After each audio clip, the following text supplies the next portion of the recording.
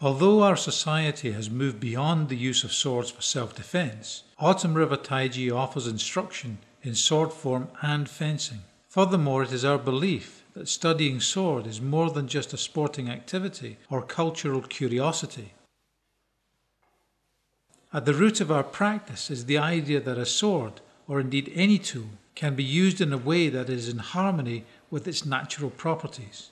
These innate properties might be referred to as its essence or energy or even chi.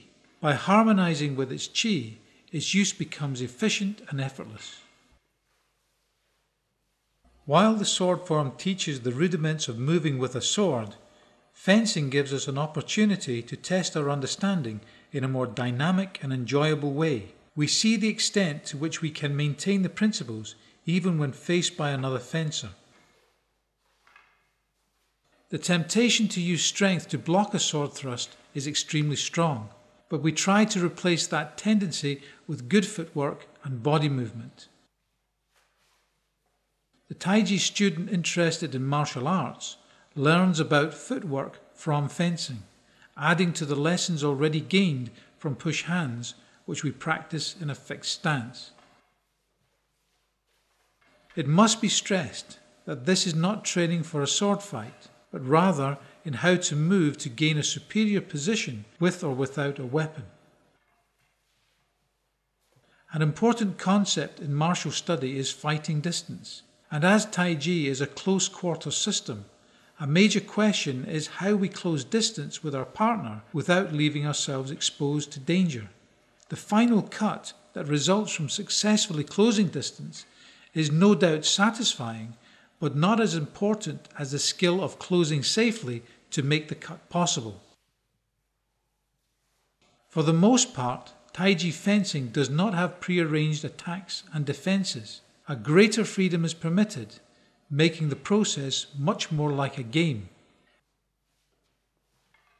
It will be observed that unlike many other fencing methods, once the swords touch, they remain in contact, sticking together even while sometimes moving vigorously in attack and defense. Remaining in contact with our partner's sword offers us both protection and the chance to control their sword while maneuvering into a superior position. As this is Taiji, it goes without saying that the contact should remain light. Yang against yang is not recommended, as much for the detriment to sensitivity as for the inherent danger when swords spring apart uncontrollably with unpredictable consequences.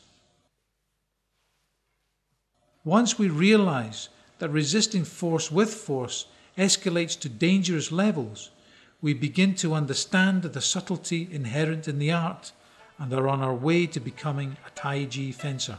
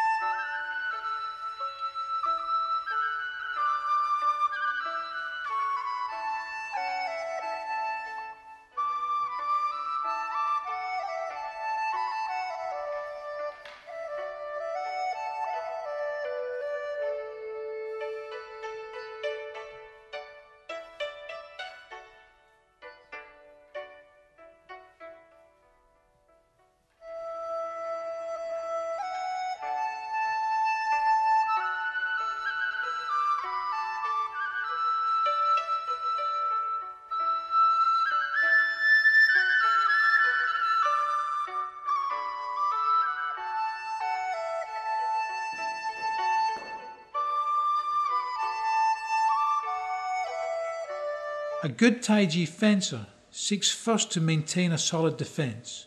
There is little value in cutting the other person if they are doing the same to you. This is not a point-scoring exercise.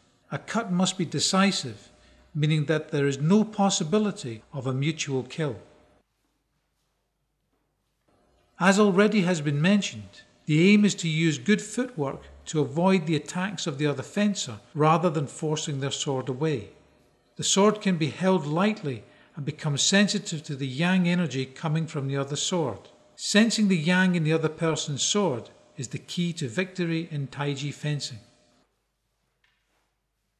With time and practice, we discover that once again, like push hands, there is a yin spot on the opponent's blade, which we can attach to and so gain control of their weapon.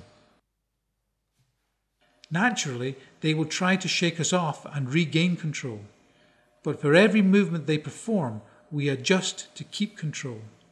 Often they withdraw to try to escape, but we follow until they become stuck or find themselves hemmed in by the wall. At that point we may disconnect and make our cut, or alternatively keep contact with one part of the blade while cutting with another.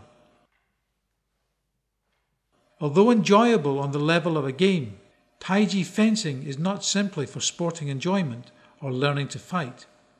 Like push hands, it helps us become increasingly sensitive to the currents of yin and yang in our world.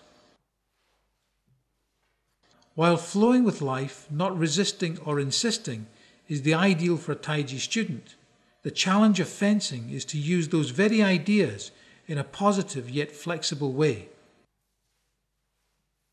The energy of the skilled fencer is responsive and persistent, inevitably flowing round obstacles to reach its goal, while at the same time remaining lithe and agile. Fencing proves to us that it is possible to combine yin and yang effectively and elegantly, no matter what the circumstances.